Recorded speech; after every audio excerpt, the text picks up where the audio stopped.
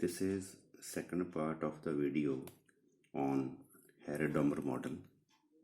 In the first part of the video you will find introduction of Harry-Dommer model, requirement of steady growth in Harry-Dommer model, Harrod model, assumptions of Harrod model, explanation of Harrod model, actual rate of growth, warranted rate of growth, natural rate of growth, state of equilibrium and growth process in Harrod model.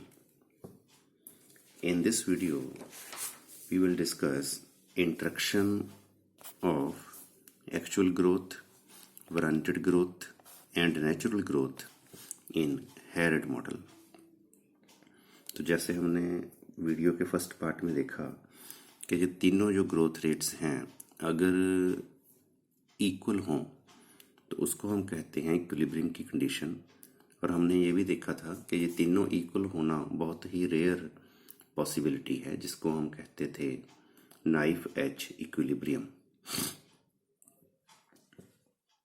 तो इन तीनों में आपस में अगर gap हो, difference हो, तो क्या होगा? डेविएशंस और imbalances from equilibrium can be explained as. तो हम इन तीनों की अलग अलग तरह से इनइक्वालिटी बनाएंगे। The first is if natural growth is greater then warranted growth. जैसे यहाँ पर है नेचुरल हायर है वारंटेड से। In this case, most of the time, G would also be greater than GW. तो जो नेचुरल ग्रोथ क्योंकि ज़्यादा है, इसलिए हो सकता है कि जो एक्चुअल ग्रोथ है वो भी ज़्यादा हो GW से, वारंटेड से। There would be tendency of cumulative boom and full employment. तो एक्चुअल ग्रोथ रेट जब ज़्यादा होगी, इसका मतलब बूम में जाएगी इकॉनमी, फुल एम्प्लॉयमेंट में होगी। Such a situation will create inflationary trend, क्योंकि बूम चल रहा है, डिमांड चीज़ों की बढ़ेगी, लोगों की इनकम बढ़ रही है। जी वारंटेड से ज़्यादा है, इसलिए सी जो होगा, C would be less than C R. तभी जो जी है वो ज़्यादा होगा, क्योंकि जो इक्वेशन बनती है, जैसे हमने पहले बनाई थी, इक्वेशन बनती है स्मॉल एस अपॉन सी, और जो वारंटेड की बनती है वो small S over C R. तो अगर ये जी बड़ी है, इट मीन्स सी छोटा है comparative to C are.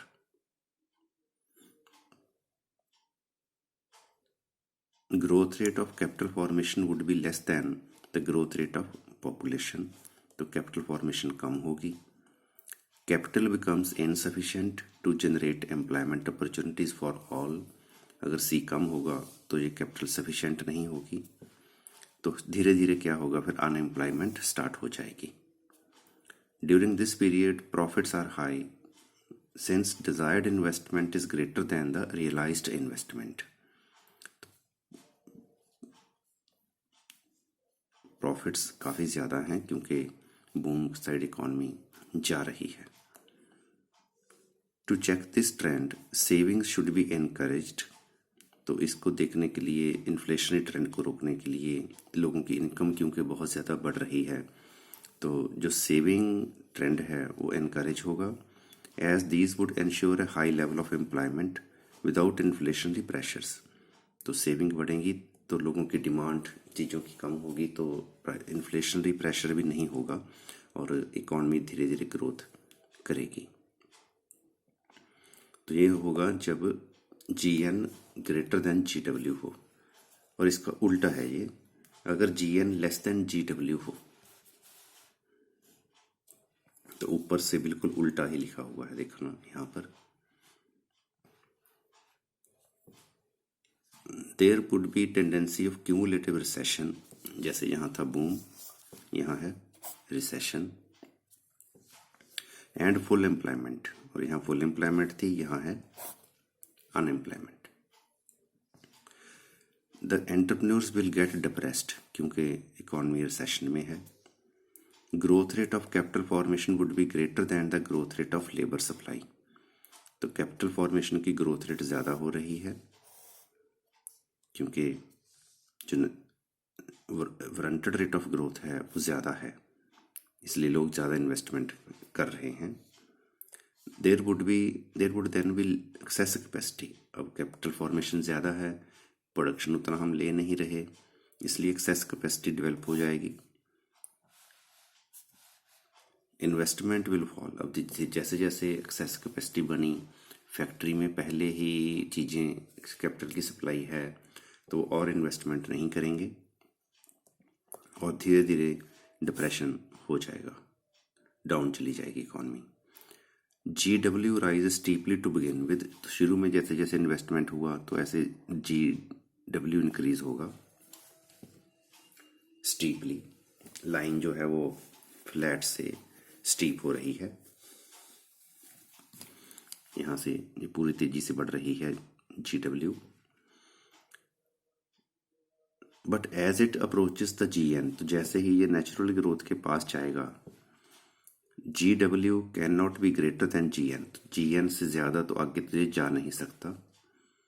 In this situation there would be excess capacity to check the rate of capital formation. Excess capacity होने की वजह से जो ग्रोथ रेट है वो रुक जाएगी, so that there are trade cycles in the system and the steady growth state of growth is violated. तो जो स्टेडी स्टेट ऑफ ग्रोथ थी, आराम से ग्रोथ होनी, स्मूथ ग्रोथ चलनी, वो सिस्टम बंद हो जाएगा और तेज़ी से जो ग्रोथ हो रही थी वो रुक जाएगी। However downward trend can not continue indefinitely. तो डाउनवर्ड ट्रेंड जैसे ही शुरू होगा, ग्रोथ रुकेगी, तो डाउनवर्ड ट्रेंड ऐसे नहीं है कि बहुत नीचे तक चला जाएगा, because of minimum consumption level, क्योंकि कुछ ना कुछ तो लोग कंजम्पशन करेंगे ही। इट मीन्स थोड़ी बहुत चीज़ें तो बिकेंगी ही, उतना तो फैक्ट्री चलेगा ही और एम्प्लॉयमेंट बनी रहेगी। द एंटरप्रेन्योर्स में नॉट रिड्यूस फिक्स्ड कैपिटल। तो फिक्स्ड कैपिटल जो उन्होंने कैपिटल पहले बनाई थी, जैसे यहाँ पे लिखा था कि उन्होंने कैपिटल फॉर्मेशन किया, तो जो भी उनके पास कैपिटल बन गई, मशीनें आ गई, तो उसको वो कम तो नहीं करेंगे, क्योंकि फ्यूचर में देयर आर इन्वेस्टमेंट हो सकता है।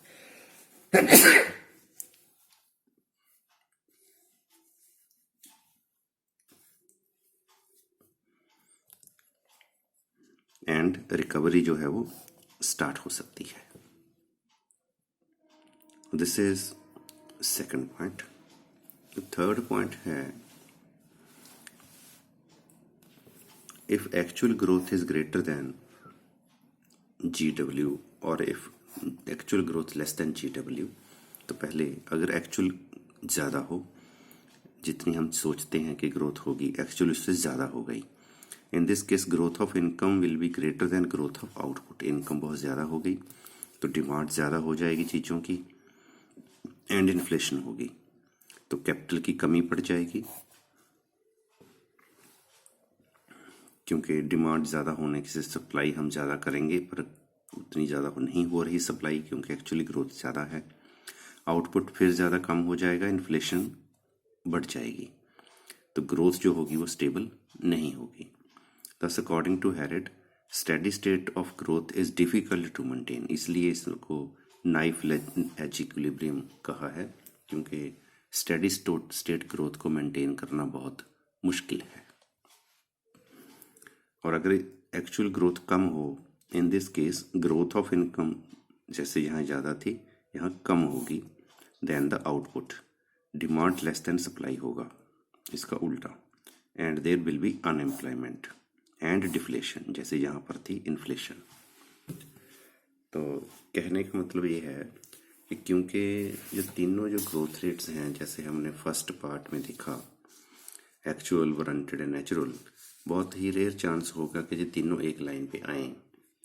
इसलिए जो स्टेडी स्टेट ग्रोथ है उसको मेंटेन करना थोड़ा मुश्किल है, तभी इसको हमने बोला है knife edge equilibrium. This was all about the Harrod model. The second point in this chapter, in this theory, that is the Domer model.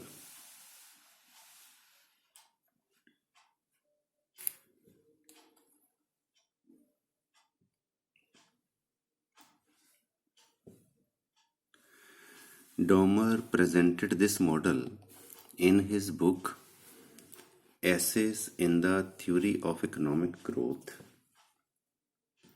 published by Oxford University Press in 1957.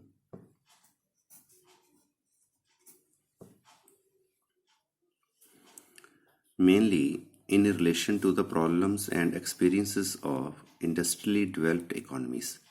तो जैसे ये हमने वीडियो के first part में भी देखा कि जो डेवलप कंट्रीज़ हैं उनके एक्सपीरियंस के बेस पे हायर डोमर ने अपना मॉडल दिया है। तो डोमर ने भी डेवलप इकोनॉमीज़ के बेस पे अपना मॉडल दिया है इस बुक में।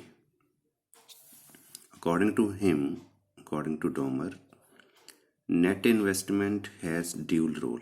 तो नेट इन्वेस्टमेंट का डबल रोल है। It adds to production capacity, एक तो इससे कैपेसिटी बढ़ जाती है, फैक्ट्री बड़ी हो जाती है, मशीनें बड़ी हो जाती हैं, आउटपुट करने की कैपेसिटी बढ़ जाती है। Second, it generates income. तो जब हम इन्वेस्टमेंट करते हैं तो दो काम होते हैं, एक तो कैपिटल फॉर्मेशन होता है, दूसरा इनकम बढ़ जाती है। Domer was also concerned with the income growth required for fuller utilization of a growing capital stock. तो जितना भी कैपिटल स्टॉक बढ़ रहा है उसको पूरा यूटिलाइज करने के लिए इनकम ग्रोथ कितनी होनी चाहिए, ये डोमर ने बताया है। With the dual conditions of full employment and stable prices. तो दोनों चीज़ें अगर हम मेंटेन कर पाएँ, फुल एम्प्लॉयमेंट के साथ साथ हम अगर इन्फ्लेशन भी मेंटेन कर पाएँ तो कितनी ग्रोथ होनी चाहिए। In his words, in Domar's words, the economy will be set to be in equilibrium when its productive capacity is equal to its national income. तो उसकी जितनी कैपेसिटी है आउटपुट करने की उतनी आउटपुट हो। Domer model is an attempt to determine the rate at which investment purchasing must increase in an economy if full employment levels of production are to be maintained.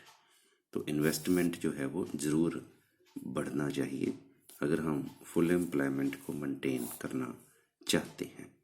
तो जैसे दोनों economist ने investment के ऊपर main focus किया है।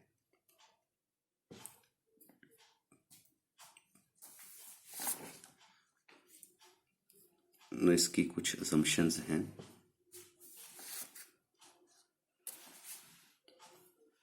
जैसे first assumption है, there is an initial full employment level of income which has already been achieved. Suppose करो इकॉनमी में फुल एम्प्लॉयमेंट का लेवल है, तो हमने उसको मेंटेन कैसे करेंगे इसके बारे में बात करनी है। There is free economy, government की इंटरफेरेंस नहीं है। APS इक्वल्स टू MPS, जैसे हमने बनाई थी फर्स्ट पार्ट में कि ये सेविंग लाइन होगी, यहाँ पर APS इक्वल्स टू MPS होगा। इनकम का सेविंग के साथ जो रिलेशन है वो ऐसे होगा। The propensity to save and capital coefficient are considered to be constant. तो ऐसे ही जैसे हमने कैपिटल फॉर्मेशन की इन्वेस्टमेंट की लाइन बनाई थी L1 Y1 L2 Y2, वो भी सेम होगी, कांस्टेंट होगी, कोफिशिएंट इसका कांस्टेंट होगा। कोई टाइम लैग नहीं है, साथ के साथ प्रोडक्शन कंजम्पशन इन्वेस्टमेंट सब काम करते हैं। डेप्रिसिएशन को हम रिप्लेसमेंट कॉस्ट जितनी लगी उतना हम डेप्रिसिएशन बोल सकते हैं। जैसे मान लो आपकी फैक्ट्री 1000 की है, उसकी जो वैल्यू है, मशीनें हैं, आपने फैक्ट्री चलाई तो 200 रुपये आपकी मशीनें घिस गई, 800 रुपये की फैक्ट्री बच गई। तो नेक्स्ट ईयर जब आपने इसको चलाना है तो आपको 200 रुपये मशीनों पे लगाने पड़े, रिपेयर के लिए, वियर टियर के लिए, तो इसको हम कहते हैं रिप्लेसमेंट कॉस्ट। इट मीन्स जितना रिप्लेसमेंट कॉस्ट हुआ उतना ही डेप्रिसिएशन है। No shortage of any resources, कोई शॉर्टेज नहीं है, कैपिटल वगैरह जितनी चाहिए मिल जाएगी। Investment and saving refer to same period of time, जैसे हम कहते हैं कि no time lag. Closed economy है suppose, no effect of foreign trade जिसको हम बोलते हैं। Functional relations in Domar model. Domer used Keynesian theory of income, investment, and multiplier. That is, investment is positively related with MPC. Investment का MPC के साथ positive relation है, and negatively related with MPS. तो Keynes का जो multiplier है वो है 1/1 minus MPC. MPC 0 और 1 के बीच में होती है, इसलिए ये पॉजिटिव रिलेशन है। और 1 माइनस MPC को ही हम बोलते हैं MPS। तो ये MPS मतलब marginal propensity to save, this is marginal propensity to consume. तो इसके साथ नेगेटिव रिलेशन है 1/MPS, और 1 माइनस MPC जो MPC है इसके साथ पॉजिटिव रिलेशन है मल्टीप्लायर का, क्योंकि कंजम्पशन MPC ज़्यादा होने का मतलब लोग चीज़ें ज़्यादा खरीदेंगे, फैक्ट्री चलेगी, फैक्ट्री को इनकम ज़्यादा होगी तो के ज़्यादा होगा। अगर MPS ज़्यादा है इट मीन्स लोग सेविंग ज़्यादा कर रहे हैं, लोगों की कंजम्पशन कम हो रही है, इट मीन्स चीज़ें नहीं सेल होंगी, तो एंटरप्रेन्योर के प्रॉफिट हैं, जो इनकम है वो कम होगी, इसलिए के कम होगा। MPS को इन्होंने यहाँ लिखा है अल्फा के साथ, इनकम को हम लिखते हैं Y के साथ। तो मल्टीप्लायर टाइम्स इन्वेस्टमेंट होता है YD equals to K into I, जैसे हमने पहले भी बनाया था, ये भी सेम है, Y equals to K into I।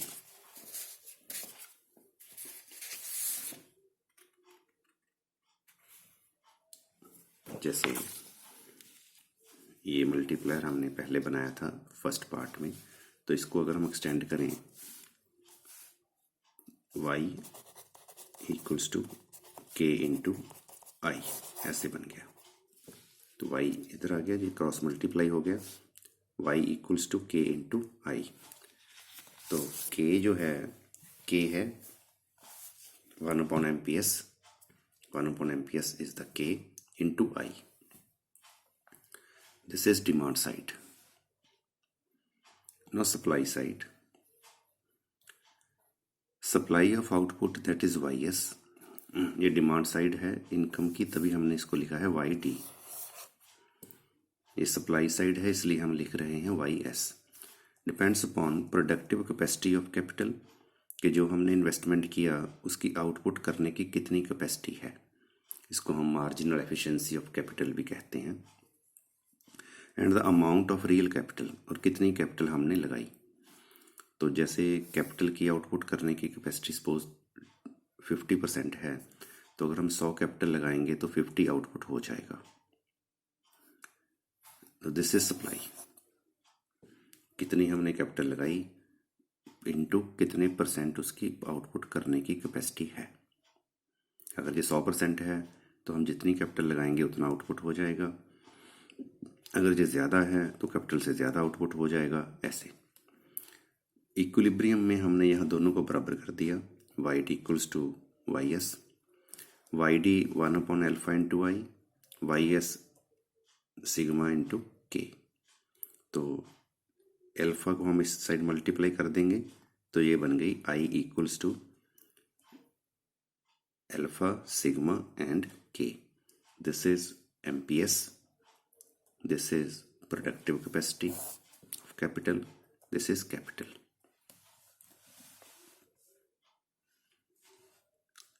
This equation explains the condition for steady growth. At this stage, the model needs increment to the demand as well as to the supply side. तो अगर हम, ये बन गई इनकी equilibrium condition.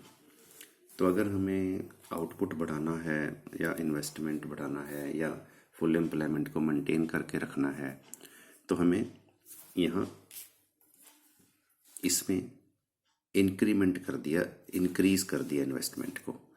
तो increase जब हम करेंगे delta Y into delta I यहाँ बना दिया, delta Y D equals to delta I. ये डिमांड साइड में हमने इंक्रीमेंट किया।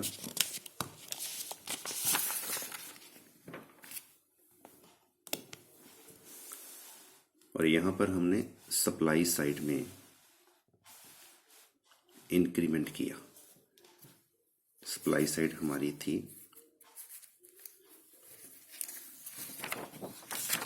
दिस वन,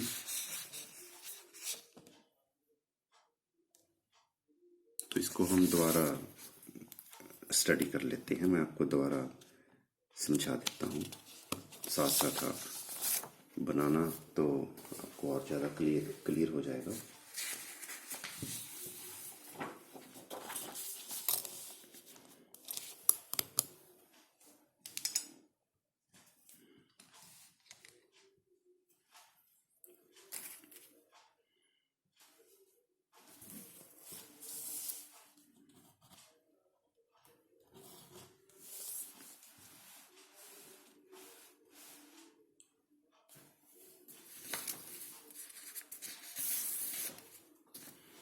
जो हमारी डिमांड साइड इक्वेशन है,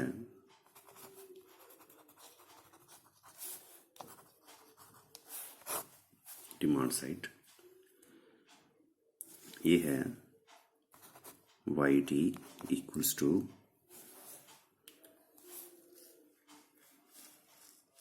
one upon alpha I. This is our demand side equation, Y D equals to one upon alpha into I.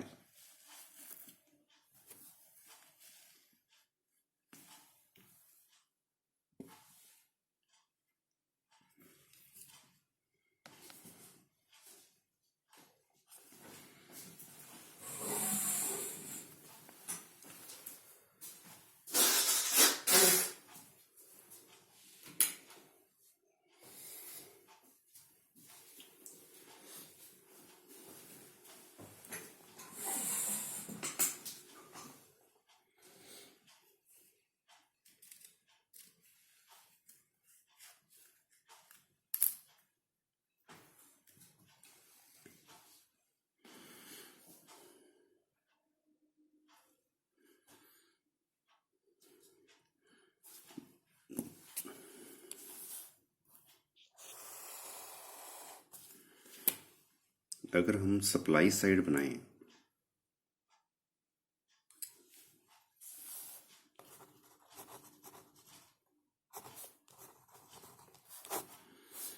This is supply side output income, output machine की output करने की capacity capital की into कितनी हमने capital लगाई।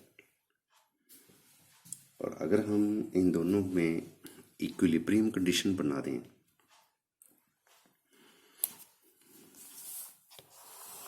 जैसे हम कहते हैं डिमांड इक्वल्स टू सप्लाई, तो इक्विलिब्रियम में बन जाएगा Y D equals to Y S. Y D is one upon alpha into I equals to sigma K. तो आई जो होगा, अल्फा इस साइड चला गया, अल्फा इंटू सिग्मा इंटू के, ये बन गई हमारी इक्विलिब्रियम कंडीशन। अब हम क्या करने लगे हैं, अब हम करने लगे हैं इनमें इंक्रीमेंट, इन्वेस्टमेंट को बढ़ाना, चेंज करके हम देख रहे हैं कि क्या होगा। तो डिमांड साइड हमने पहले चेंज किया, delta Y D equals to one upon alpha delta I, इसको हमने इंक्रीज कर दिया, चेंज कर दिया। चेंज तो इंक्रीज ही करेंगे, इन्वेस्टमेंट हमने किया। तो सप्लाई साइड जो है, ये वाली सप्लाई साइड, इसमें भी हम चेंज करेंगे delta Y S equals to sigma into delta K, this one, इसको हमने चेंज कर दिया।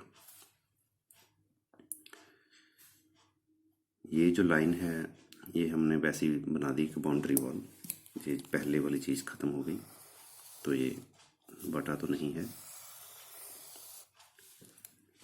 तो इसको हमने चेंज कर दिया दोनों साइड को। तो अब अगर हम इक्विलिब्रियम देखें यहाँ पर, अब इक्विलिब्रियम जो बनेगा वो बनेगा delta Y T equals to delta Y S. इन दोनों को अब हम बराबर करेंगे, तो ये हमारा बन गया डेल्टा वाई डी 1/अल्फा डेल्टा आई इक्वल्स टू, अब ये जो है इसको हम ऐसे भी लिख सकते हैं सिग्मा इंटू आई, क्योंकि कैपिटल स्टॉक में कितना इंक्रीज हुआ that is known as investment. जैसे पहले कैपिटल स्टॉक हमारे पास था 100, हमने नया इन्वेस्टमेंट किया तो वो सपोज बन गया 120, तो हमने नया इन्वेस्टमेंट कितना किया 20 जो इन्वेस्टमेंट है नेट, वो हम इसको लिख सकते हैं जितना कैपिटल स्टॉक में चेंज आया। तो चेंज कितना आया, new capital stock minus previous capital stock 120 minus 100 that is 20। तो इसको हम ऐसे लिख सकते हैं। तो जो वाई एस है डेल्टा वाई एस, ये हमारा है सिग्मा इंटू आई। पहले जो सिग्मा इंटू के होता था, अब ये के की जगह बन गया आई। तो इसको अगर हम देखें डेल्टा आई अपॉन आई, अगर हम इधर कर दें क्रॉस मल्टीपल में, डेल्टा आई अपॉन आई, ये आई इस साइड मल्टीप्लाई डिवाइड हो गया, ये उधर मल्टीप्लाई हो जाएगा अल्फा इंटू सिग्मा। तो ये हमारी बन गई नेट इन्वेस्टमेंट की condition. Proportionate change in investment, investment में चेंज कितना आया और कितना इन्वेस्टमेंट हमने किया वो इतना होना चाहिए। डेल्टा ई अपॉन आई, तो this is the necessary condition. जैसे हमने यहाँ देखा, ये इक्वेशन हमने बनाई है, this is the necessary condition for steady growth according to Domar, which explains that growth rate of net investment. तो नेट इन्वेस्टमेंट की जो ग्रोथ रेट है, जैसे हम इनकम की ग्रोथ रेट निकाल ली थी हैरेड मॉडल में फर्स्ट टाइम, कि कितनी इनकम में चेंज आई ओवर कितनी इनकम है, जो एक्चुअल ग्रोथ रेट हमने सबसे पहली बार देखा था हैरेड के मॉडल में, this one, change in Y upon Y. तो ऐसी सी ही ये बन गई चेंज इन आई, ये इन्वेस्टमेंट की ग्रोथ रेट है। तो ग्रोथ रेट हमने किसी भी चीज़ की निकालनी हो तो कितनी चेंज आई और पहले क्या था। Growth rate of net investment equal होना चाहिए marginal propensity to save, this is MPS, and productivity of capital. तो इन दोनों के प्रोडक्ट के बराबर होना चाहिए नेट इन्वेस्टमेंट। इसके लिए एक न्यूमेरिकल एग्जांपल भी हमने यहाँ पे ली है, इसी बेस पे हम न्यूमेरिकल एग्जांपल भी सॉल्व करेंगे। अब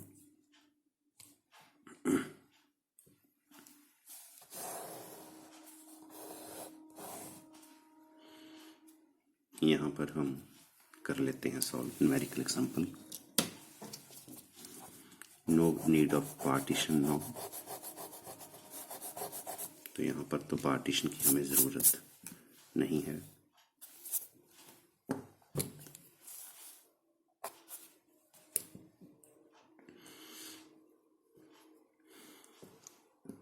नो सपोज जो एमपीएस है alpha, suppose it is 12%, this one alpha, marginal propensity to save कहते हैं हम इसको। This is marginal propensity to save. और जो प्रोडक्टिव कैपेसिटी है कैपिटल की सिग्मा, सपोज इट इज 25%, जो कैपिटल की प्रोडक्शन करने की कैपेसिटी है, एंड जो इनकम है वाई वो सपोज है 150 करोड़। तो ये हमने एक एग्जांपल ली है।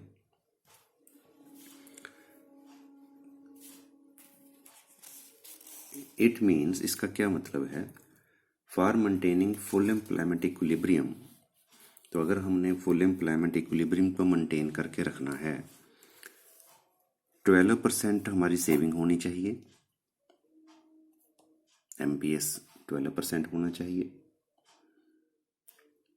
और ये इन्वेस्टमेंट के बराबर होना चाहिए, S बराबर I होना चाहिए।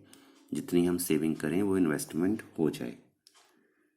तो जो नेशनल इनकम होगी, अगर नेशनल इनकम 150 करोड़ हो तो क्या होगा?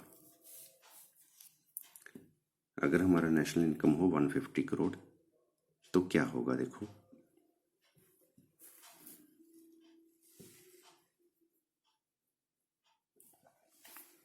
अब क्योंकि यहाँ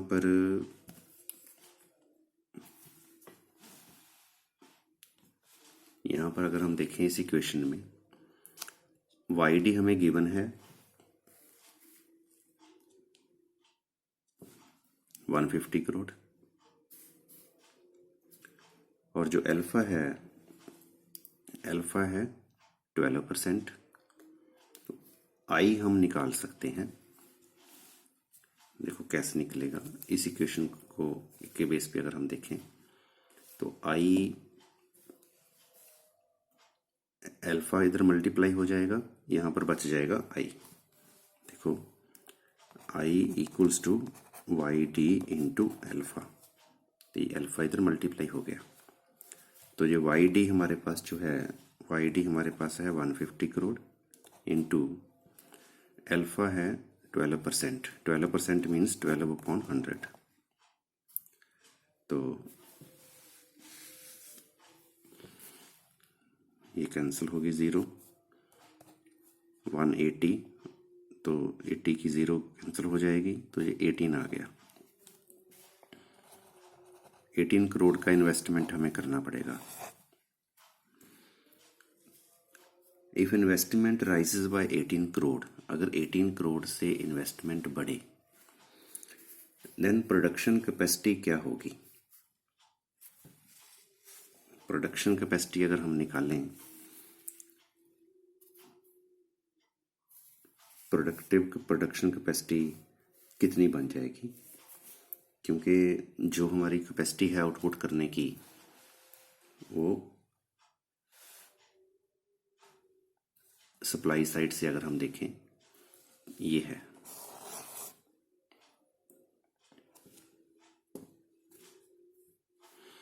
YS delta Y into production capacity into delta K, जिसको हम इन्वेस्टमेंट कहते हैं।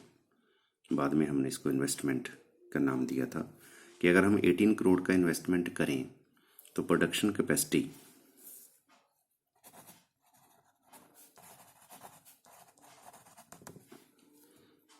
जिसको हम कहेंगे YS, ये क्या हो गई? देखो ये हमारी बढ़ जाएगी सिग्मा इंटू I। सिग्मा है 25%, 25% मतलब 25/100 इंटू I हमने किया है 18 crore.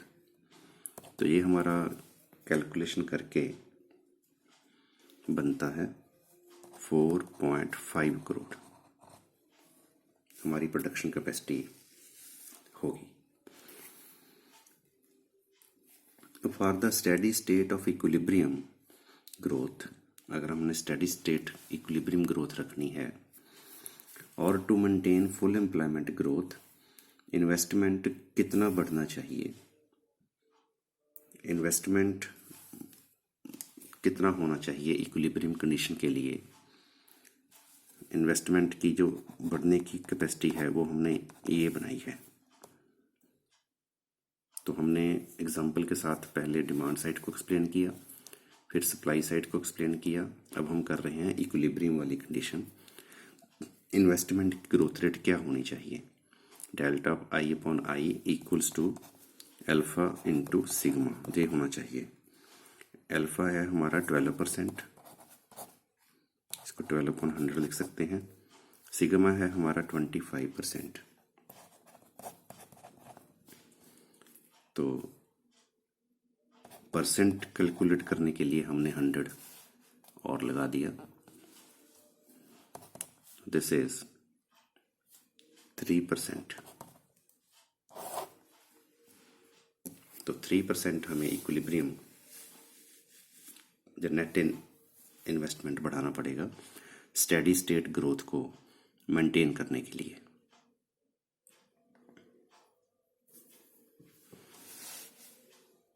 This was the numerical example, you can check here.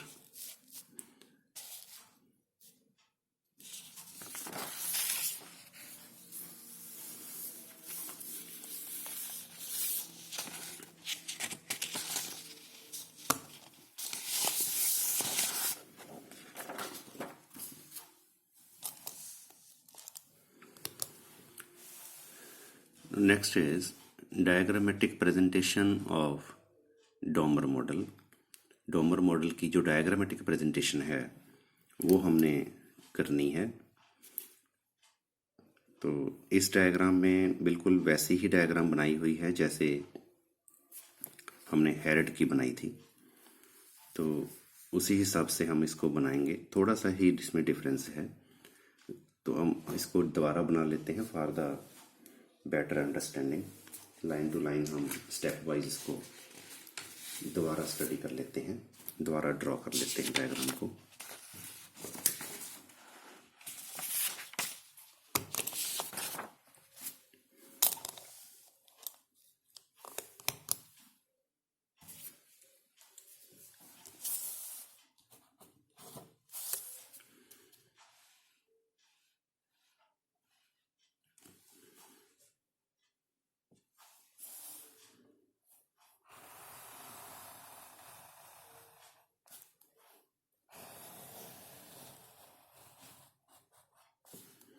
This side income Y, this side saving and investment S and I.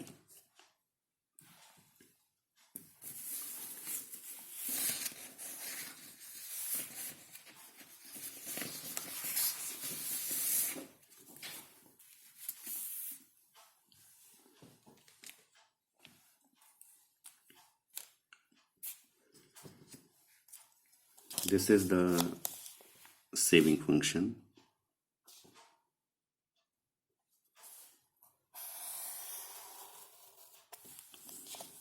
S line constant propensity to save. APS MPS both are same, जैसे हमने पहले भी ये बनाया हुआ है।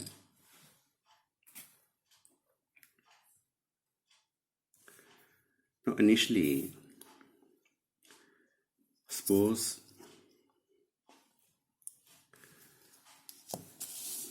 this is the saving line। Starting में suppose ये हमारी सेविंग लाइन है E1, इतनी हमारी सेविंग है स्टार्टिंग में। Suppose this is Y1 S1।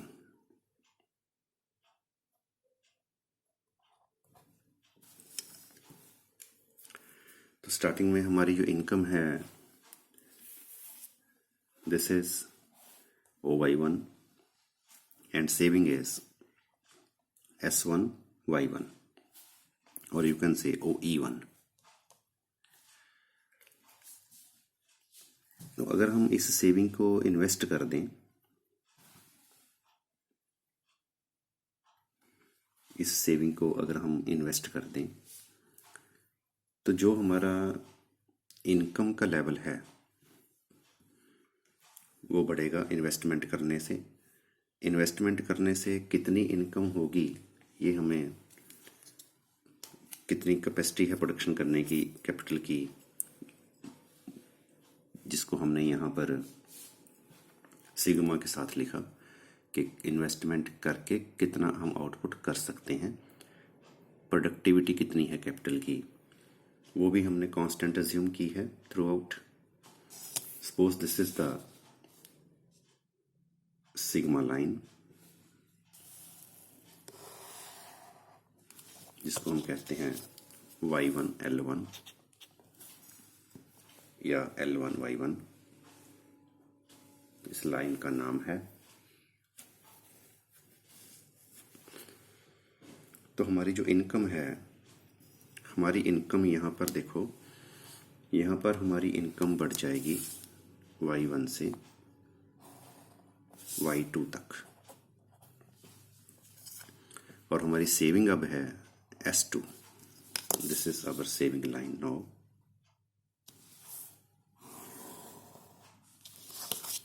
E2 या फिर ये है S2। तो अब जब हम इस सेविंग को इन्वेस्ट करेंगे S2 Y2 को, तो हमारी इनकम फिर बढ़ेगी depending upon this constant sigma.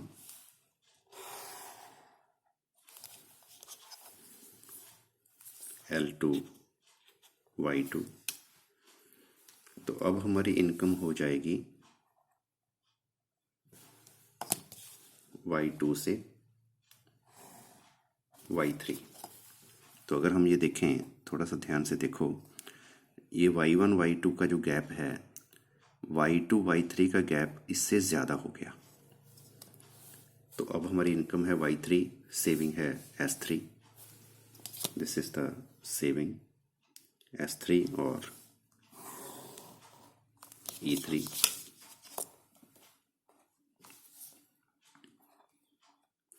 अब हम S3 Y3 इनकम सेविंग को इन्वेस्ट करेंगे, और हमारा जो आउटपुट है वो इन्वेस्टमेंट के प्रोडक्शन कैपेसिटी के हिसाब से आउटपुट बढ़ जाएगा, इनकम बढ़ जाएगी।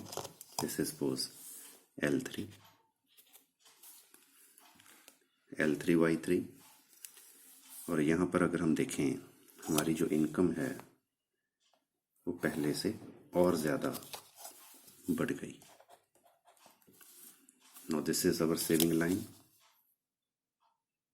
ये भी हाइट जो है ई लाइंस की पहले से ज़्यादा हो रही है, क्योंकि ये हमारी सेविंग भी बढ़ रही है जैसे जैसे हम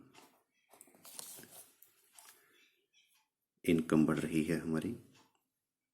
तो हम S4 Y4 को जब इन्वेस्ट करेंगे तो हमारी और इनकम बढ़ जाएगी।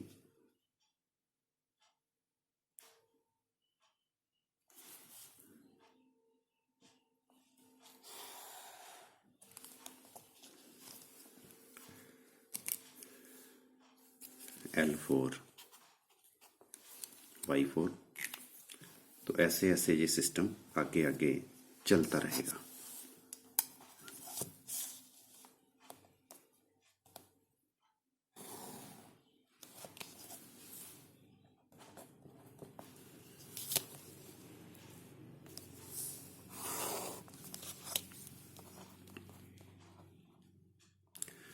तो S5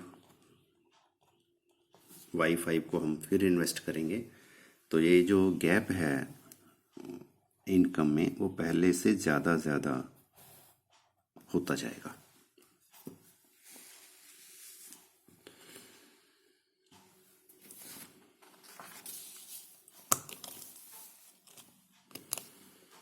Now, conclusion of Domer model. The maintenance of a continuous state of full employment requires, तो अगर हम फुल एम्प्लॉयमेंट को मेंटेन करना चाहते हैं, investment and income grow at a constant annual relative rate. तो जो इन्वेस्टमेंट है वो कांस्टेंट रेट पे बढ़ना चाहिए, इनकम को भी बढ़ना चाहिए, equal to the product of the propensity to save and revenue productivity of investment. तो जैसे हमने यहाँ न्यूमेरिकल एग्जांपल में देखा कि इन्वेस्टमेंट को इस हिसाब से बढ़ना चाहिए, equal to the propensity to save and productive capacity, इन दोनों के प्रोडक्ट के हिसाब से इन्वेस्टमेंट में इंक्रीज होना चाहिए। This is the Domar model. तो वैसे तो इस चैप्टर का नाम है हैरेड डोमर मॉडल, इकट्ठा नाम है, बट दोनों के अलग अलग मॉडल हैं, सिमिलर सब्सटेंस है, तो दोनों मॉडल्स को हमने अलग अलग स्टडी किया। अब हम दोनों इकट्ठे मॉडल्स की मेन फीचर्स पढ़ रहे हैं। इस हेडिंग के बाद हम जो भी पढ़ेंगे इस चैप्टर के बारे में वो दोनों मॉडल्स का इकट्ठा ही स्टडी करेंगे। जैसे पहले हम पढ़ने लगे हैं main features of Harrod Domar models. दोनों की क्या फीचर्स हैं?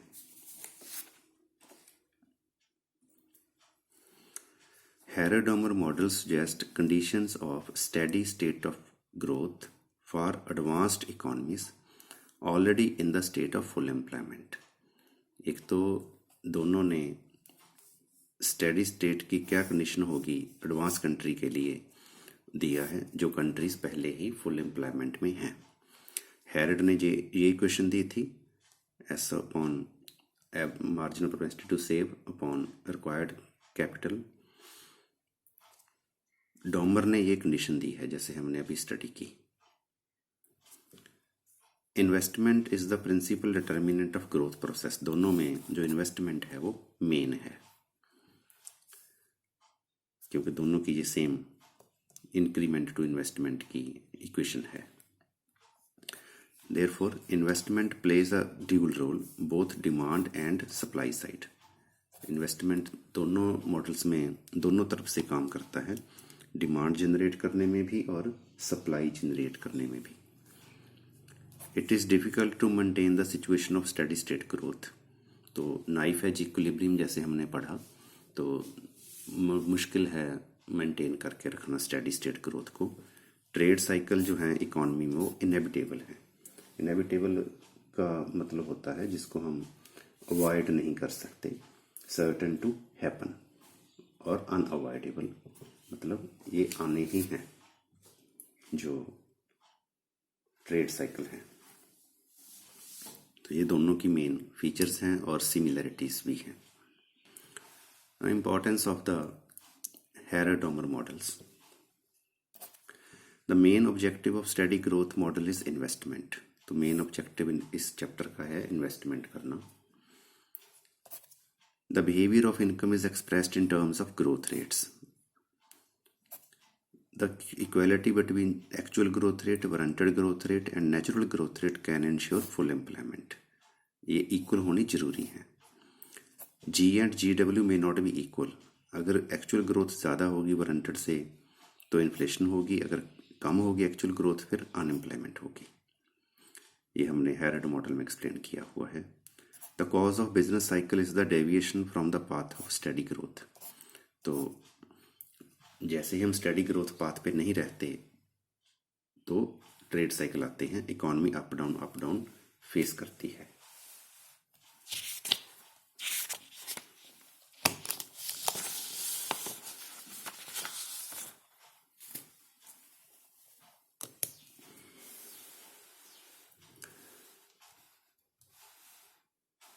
No comparison between Harrod and Domar models. दोनों के बीच में अगर हम कंपैरेटिव का कंपैरिजन करें, दोनों में क्या सिमिलरिटीज़ हैं और क्या डिससिमिलरिटीज़ हैं। First, similarities. Both models are based on almost similar set of assumptions. दोनों के ऑलमोस्ट सिमिलर अजम्पशंस हैं। Both models use Keynesian tools. दोनों ने केन्जियन टूल को यूज़ किया है, इन्वेस्टमेंट को, सेविंग को, मल्टीप्लायर को, मार्जिनल प्रोपेंसिटी टू सेव को। Both models concerned with steady state full employment situation in advanced countries. दोनों जो मॉडल हैं वो डेवलप कंट्रीज को डील करते हैं, वहाँ पर एक पर्टिकुलर सिचुएशन को डील करते हैं कि जब उन्होंने फुल एम्प्लॉयमेंट अटेन कर ली तो उसको कैसे मेंटेन करके रखा जाए। Both models conclude that maintaining steady state of growth is difficult. तो डिफ़िकल्ट है स्टेडी स्टेट को मेंटेन करना, जिसको उन्होंने कहा नाइफ एज इक्विलिब्रियम है। Both models agree on the same condition S equals to I, and to maintain this both argue that rate of investment should be equal to the product of MPS and capital output ratio। तो दोनों ये मानते हैं, जैसे हमने Domar में बनाया है अभी alpha into sigma. Both models suggest the increase in investment, दोनों मॉडल्स ने इन्वेस्टमेंट के ऊपर जोर दिया है, बट दोनों मॉडल्स में कुछ डिसिमिलरिटीज भी हैं। जैसे हेरेड के मॉडल में फर्स्ट इनकम इंक्रीज होती है, फिर इन्वेस्टमेंट इंक्रीज होता है। डोमर के मॉडल में पहले इन्वेस्टमेंट इंक्रीज होता है, फिर इनकम इंक्रीज होती है। हेरेड ने MPS को स्मॉल s से लिखा है, मार्जिनल प्रोपेंसिटी टू सेव को डोमर ने अल्फा से लिखा है। सिग्निफिकेंस दी है हेरेड ने साइकोलॉजिकल फैक्टर्स को, डोमर ने टेक्निकल फैक्टर्स को सिग्निफिकेंस दी है। हेरेड ने 3 ग्रोथ यूज की हैं, actual, warranted and natural. Domar ने एक ही यूज की है। एक्सेलरेशन के ऊपर बेस्ड है, ये मल्टीप्लायर के ऊपर बेस्ड है। हेरेड मॉडल ने इंड्यूस्ड इन्वेस्टमेंट पे जोर दिया है, डोमर ने प्लान्ड इन्वेस्टमेंट और ऑटोनमस इन्वेस्टमेंट पे जोर दिया है। हेरेड ने मार्जिनल कैपिटल आउटपुट रेशो ली है, तो डोमर ने मार्जिनल आउटपुट कैपिटल रेशो दी है। जैसे यहाँ पर हम कहें फर्स्ट पॉइंट के बेस पे ही है ये 7th point. Harrod assumed a certain kind of behaviour pattern for entrepreneurs, Domar ने ऐसी कोई बात नहीं की। In Harrod model it moves from imbalance technique of growth to balance technique, तो जो डोमर है वो सिर्फ बैलेंस टेक्निक के ऊपर ही है। तो ये दोनों में डिसिमिलरिटीज हैं। Now criticism of Harrod Domar models.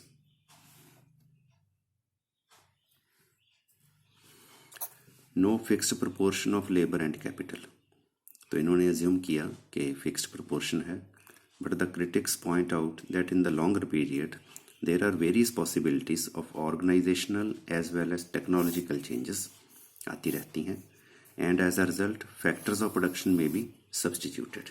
तो इन्होंने कहा कि हम जितनी लेबर कैपिटल लगा रहे हैं वो प्रोपोर्शन फिक्स है, जबकि नहीं, इसमें चेंज आ सकती है और आती रहती है। Absence of the study relating to technical change, तो ये इन्होंने नहीं की। तो डायनामिक वर्ड है, रियल वर्ड, तो इसमें टेक्निकल चेंज बहुत इंपॉर्टेंट है। अगर हम टेक्निकल चेंज को कांस्टेंट ना माने, फिर ये भी हमें चेंज करने पड़ेंगे। कैपिटल आउटपुट रेशो भी कांस्टेंट नहीं रहता because of technical change. Propensity to save भी लोगों की कांस्टेंट नहीं रहती because of taste, habits, living standards लोगों के चेंज होते रहते हैं, इसलिए लोगों की सेविंग करने की जो कैपेसिटी है या कंजम्पशन जो करने की कैपेसिटी है वो चेंज होती रहती है। इसीलिए ये लिमिटेड स्कोप है because of the assumptions of constant capital output ratio and because of the assumption of constant propensity MPS APS। Practically भी अगर हम देखें तो जो सेविंग फंक्शन है वो 0 से स्टार्ट नहीं होता, ऊपर से या नीचे से, कंजम्पशन ऊपर से स्टार्ट होता है और सेविंग नीचे से स्टार्ट होता है। प्राइस लेवल भी कांस्टेंट नहीं रहता, तो इन्होंने प्राइस लेवल को कांस्टेंट माना है। इट मीन्स मॉनेटरी वेरिएबल्स का कोई रोल इन्होंने नहीं शो किया।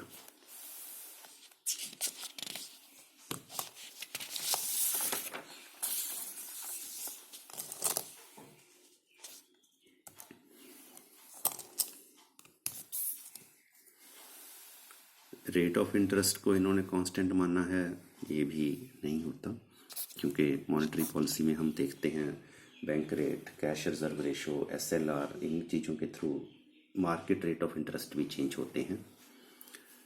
तो इन्होंने इनस्टेबिलिटी पर ज़्यादा जोर दिया है because of the assumption of fixed production function.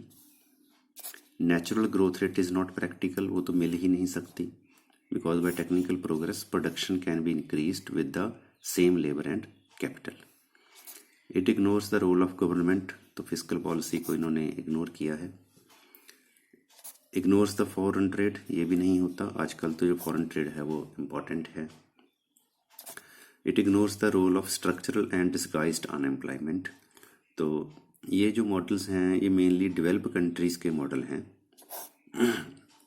तो इन्होंने अंडर डेवलप कंट्रीज़ को नहीं लिया, ये इनकी प्रॉब्लम है।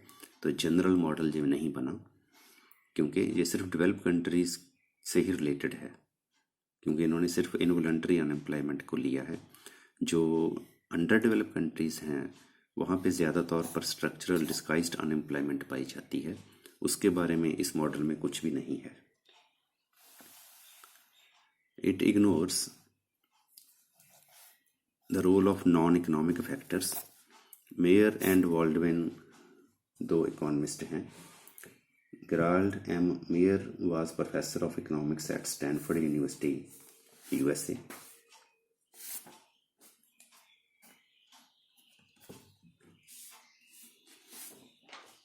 And Richard Baldwin is a professor of international economics at the Graduate Institute of International and Development Studies, Geneva, Switzerland. Meyer and Baldwin के according the psychological and sociological requirements for development are as important as the economic requirement. तो ये दोनों factor भी important हैं। Empirically ये ठीक नहीं है according to Herrick and Kindleberger. Herrick and Kindleberger इन्होंने इकट्ठे बुक लिखी है। Bruce H Herrick and Charles H. Kindleberger have written a book, Economic Development, published by McGraw-Hill, New York, USA.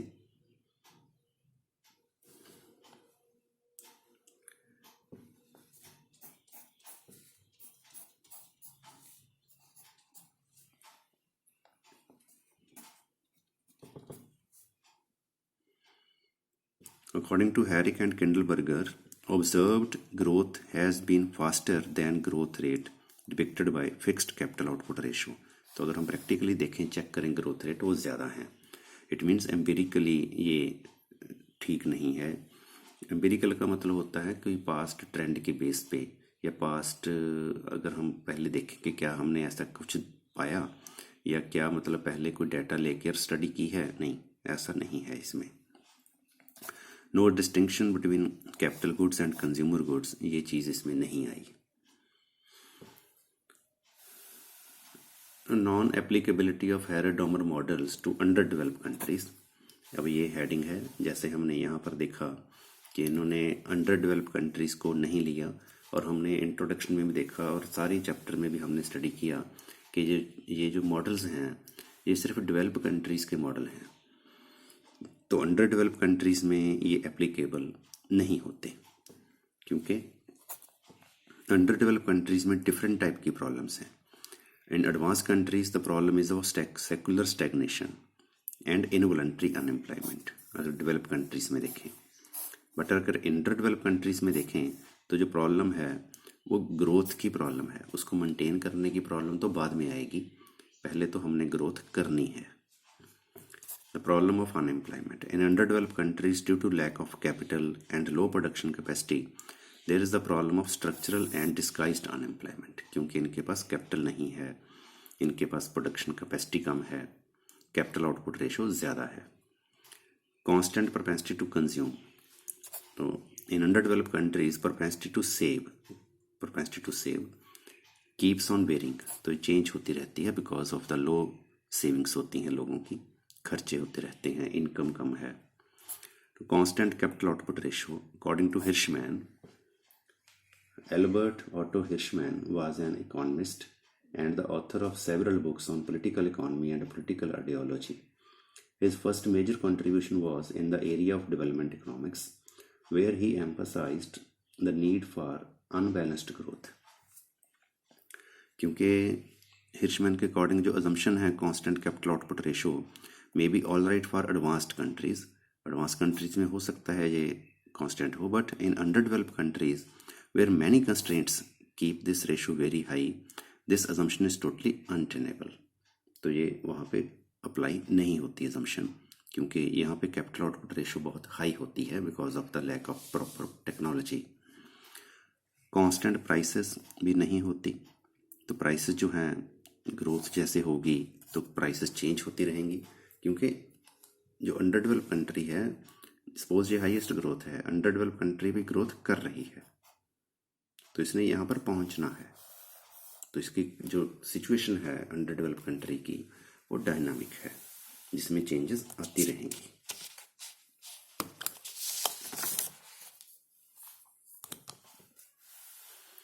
Sixth कारण है अंडर डेवलप कंट्रीज में इस model के ना अप्लाई होने का, more significance to capital. Under develop countries में अगर हम देखें तो लेबर बहुत ज़्यादा है, तो लेबर को यूटिलाइज करना ज़्यादा इम्पॉर्टेंट है। इन्होंने लेबर इंटेंसिव टेक्निक यूज़ करनी है, ना कि capital intensive. Government interference, it is difficult to think about economic development without government interference. तो बिना गवर्नमेंट के इंटरफेरेंस से अंडर डेवलप कंट्री डेवलप कर ही नहीं सकती।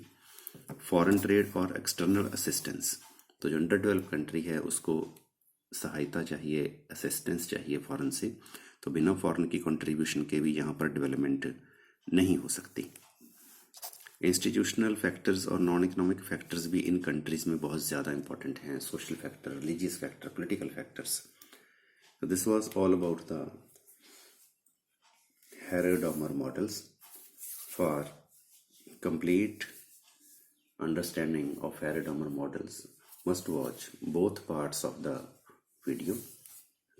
Thank you. Thanks for watching this video.